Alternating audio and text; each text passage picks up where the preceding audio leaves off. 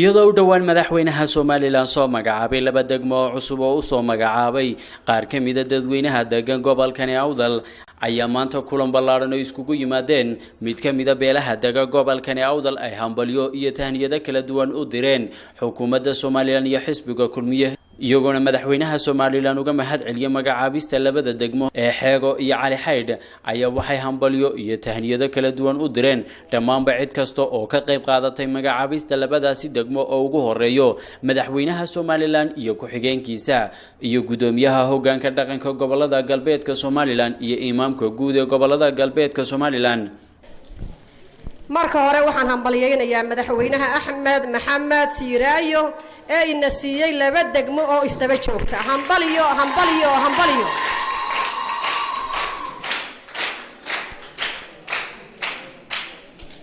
ما شاء الله وحوي دقمدا dadku waa wada dagaawana wada leeyahay waxay daaran tahay laba qodob oo inaynu ugu mahadnaqno cid kasta oo ka qayb qaadatay magacaabista labada degmo ee Xeego iyo Cali Xaydh unimid aynu ugu hambalyeynayno labada degmo ee Xeego iyo Cali Xaydh labada degmo iyo degmooyin kala waan sugayn degmooyinka kala waxa ka soo shaqeeyay degmooyinkaasi oo haday wado tahay haday deegaan tahay ka warhayay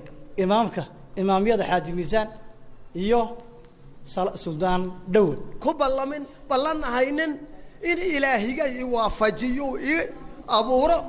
ina waafajiyo inaan caawimo ka soo qayb galo معفلك عيسى سمرون عاوة ودي runtii waan filaynay in xafladan aan u qabanno waan filaynay in degmooyinkan u soo kordhaan degmooyinkan waa degmo gobolka dhan u soo kordhay runtii waa faa'iido weyn Samaroon anagu hadaan nahay waxaan nahay xisbiga kulmiye aniga ku hadlaya magaca ganacsatada beesha Ciise Samaroon waxaan marka koowaad hambalyo u dirayaa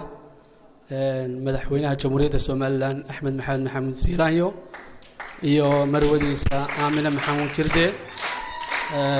waxaan ku xijisanayaa madaxweyne ku-xigeenka Cabdiraxmaan Ismaaciil Saylici iyo marwadiisa Raxma Maxamed Suldaan iyo dhammaan golaha wasiirada iyo golaha baarlamaanka golaha shacabka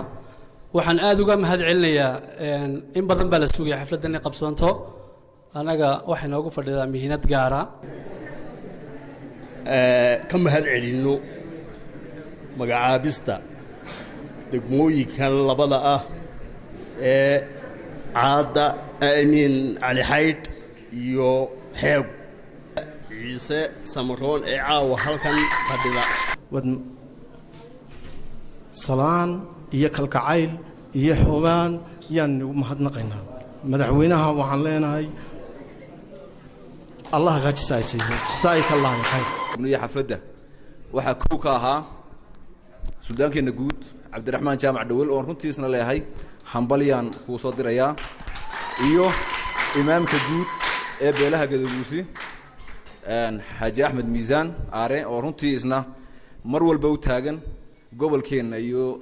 degmadeena iyo Soomaaliland ugu dambeynna waxa munaasabadaasi soo gabagabeeyay isla markaana u mahad celiyay dhammaan cid kasta oo ka qayb qaadatay magacaabista labadan degmo ee cusub ee loo soo magacaabay imaamka guud ee gobolada galbeedka Soomaaliland Imaam Xaaji Axmed Miisaan ayaa waxa uu sheegay kolka waxaan isugu nimidnay degmooyinka la bixiyay inaan ugu mahadnaqno ciddii ina siisay ee maanta hoggaanka haysay yaan ugu mahadnaqaynaa ee madaxweynuhu koow ka yahay هنا نبى أنتوا قد سنكريا نبى هرمر وحوكية حاجة يو على حيدنا قولوا ما لهنا ولا قوم وريه بالأوران ما يوا مقاله ونبى أنتوا قشدوا لما كلا لها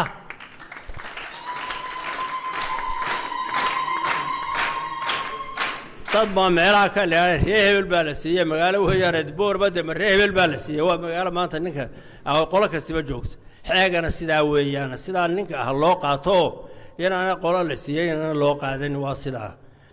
وعبد الله داهر وعيس تيفيق عالمي صاب مقالة بورما.